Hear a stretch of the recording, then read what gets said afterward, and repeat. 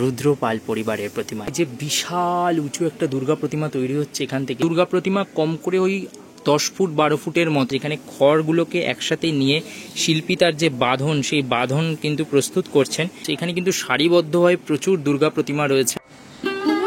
ভরে উঠেছে মায়ের মৃন্ময় রূপে। পাড়ায় পাড়ায় বেজে উঠছে ঢাকের বাদ্য, শোনা যাচ্ছে প্যান্ডেলের টুকটাক আওয়াজ।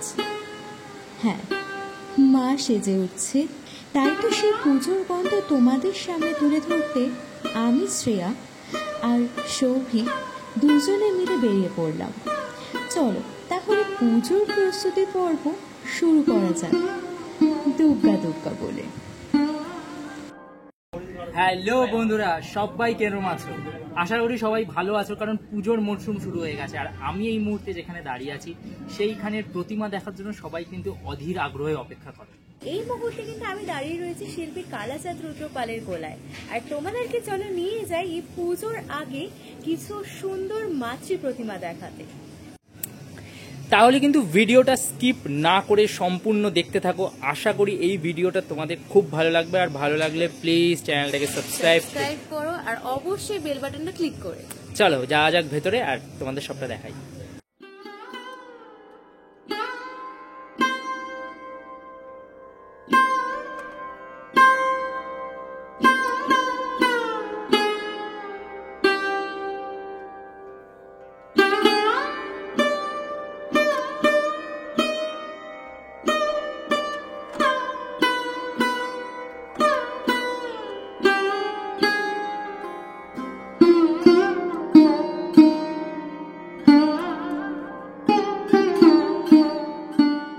চলে এসেছি কিন্তু কালাচাঁদ রুদ্রপালের স্টুডিওর একদম ভেতরে। এবং এখানে যদি তোমাদের প্রতিমাগুলো দেখাই, হ্যাঁ মানে রুদ্রপাল পরিবারের প্রতিমা, এবং সেখানে কিন্তু একটা চমক তো থাকেই। এবং আমি এখানে যদি মায়ের মুখগুলো দেখাই, কি অপূর্ব এবং কি ভিন্ন ধরনের হয় সেটা তোমরা দেখলেই বুঝতে পারবে। মায়ের চোখগুলো দেখো কি সুন্দর, এবং প্রত্যেকটা চোখ কিন্তু যে আইল্যাশ পরানোর যে ব্যাপারটা না, সেটা কিন্তু আলাদাই একটা ফিল দেয়। হ্যাঁ মানে এরকমই একটা বিষয় কিন্তু আমরা মোহনবাসী রুদ্রপাল মানে কুমোরটুলিতেও কিন্তু দেখতে পাই। এবং এখানে দেখো কি সুন্দর সিংহের গর্জন বা সিংহের যে মানে মুখ, সেটা থেকে কিন্তু সেই বিষয়টা কিন্তু পরিষ্কার ফুটে আসছে।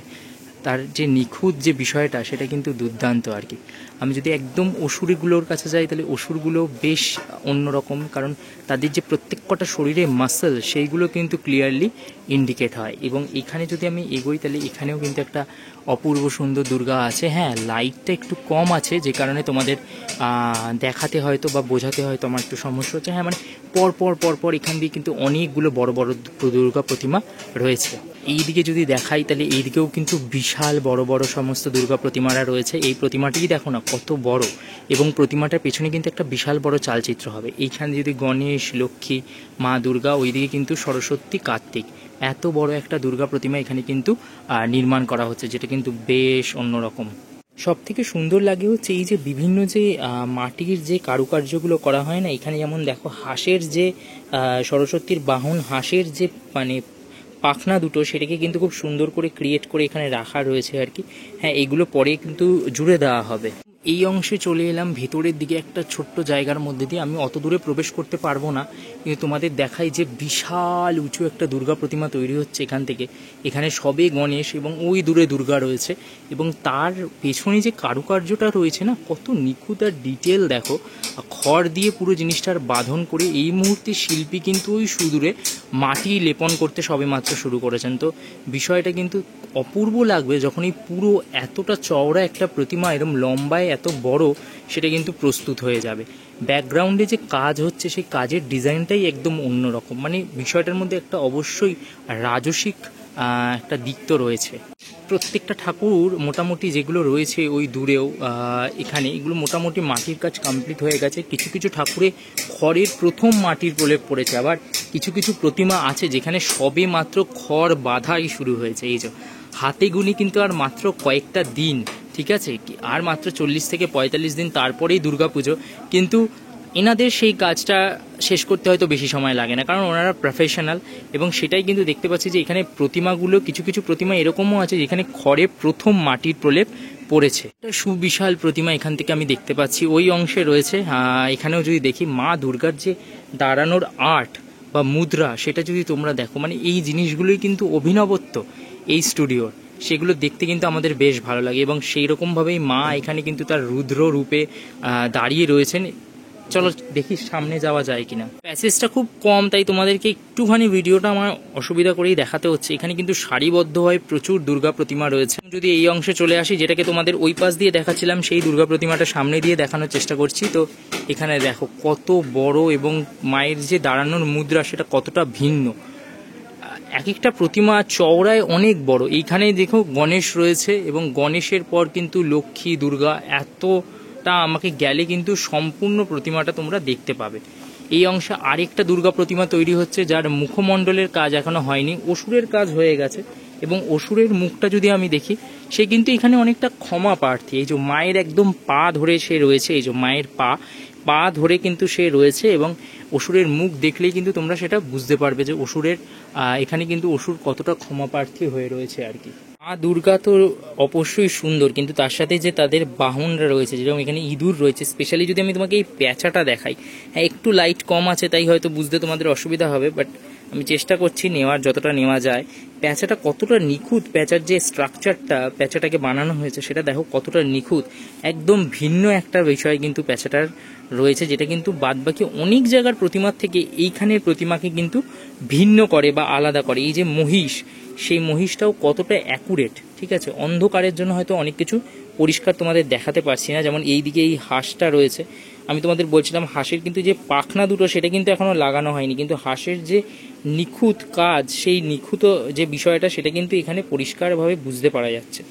বলছিলাম না অনেক প্রতিমা সবে মাত্র ওই খড়ে প্রথম মাটির প্রলেপ পড়েছে, এই সেরকমই একটা প্রতিমা কিন্তু এইখানে রয়েছে আর কি।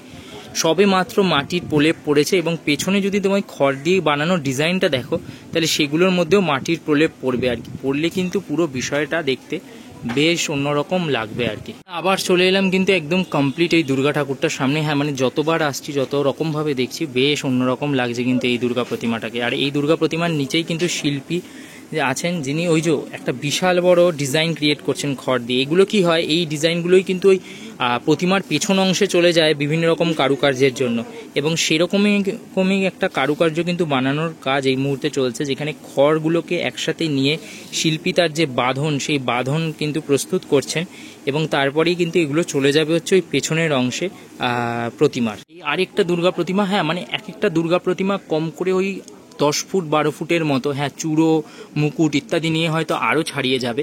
সেরকমই কিন্তু দুর্গা প্রতিমা প্রত্যেকটা পরস্পর রয়েছে, এবং সেই প্রতিমাগুলোর যে নিখুঁত যে বিষয়টা সেটা কিন্তু দারুণ লাগছে। যেরকম এই অসুরেরই দেখো না, মানে যে প্রত্যেকটা শিরা ও ধমনী সেগুলো কিন্তু শরীর থেকে বেরিয়ে এসছে যথারীতি।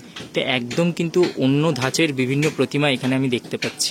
সাবেকি দুর্গা প্রতিমা, তো সাবেকি দুর্গা প্রতিমার মধ্যে এই যে জিনিসগুলো সেগুলো কিন্তু মানে সুন্দরভাবে থাকাটা খুব ইম্পর্টেন্ট আর কি। এই যে যেমন মহিষটা দেখতে পাচ্ছ, এই মহিষটাও কতটা অ্যাকুরেট আমি সেটাই তোমাদের দেখাই, যে প্রত্যেকটা দুর্গা মায়ের মুখের মধ্যে কিন্তু যে সাবেকি যে ছাপ, সেই সাবেকি ছাপ কিন্তু পরিষ্কার ফুটে ওঠে। মায়ের মুখটা কি সুন্দর আর কতটা অ্যাকুরেট দেখো। মায়ের চোখের ওপরের যে অংশটা সেটাও কিন্তু বেশ সুন্দর লাগছে আর কি। প্রত্যেকটা জিনিস এখানে এতটাই সুন্দর, মানে বেশ অন্যরকম, বেশ ভালো লাগছে আর কি প্রত্যেকটা প্রতিমা দেখে। তো তোমাদের কোন ঠাকুরটা দেখতে সব থেকে বেশি ভালো লাগলো সেটা কিন্তু অবশ্যই কমেন্ট করে জানিও। আর আশা করি এরকম আরও পুজোর প্রস্তুতি তোমাদেরকে খুব শিগগিরই ভাগ করে নেবো। একটা সিক্রেট বলি, এই যে এইখানটা দেখছো না, এখানে কিন্তু শ্রীভূমির দুর্গা ঠাকুরটা রয়েছে, ঠিক আছে। তো ওইটা আমরা দেখলাম, বেশ ইন্টারেস্টিং হচ্ছে, যদিও ওটা এখন দেখানো বারণ তাই দেখাতে পারছি না, বাট পুজোর আগে তো নিশ্চয়ই দেখাবো। তো চলো টাটা, আর খুব শিগগিরই নতুন কোনো ব্লগ নিয়ে দেখা হবে। ততক্ষণের জন্য সবাই খুব ভালো থাকো, অ্যান্ড দুর্গা দুর্গা।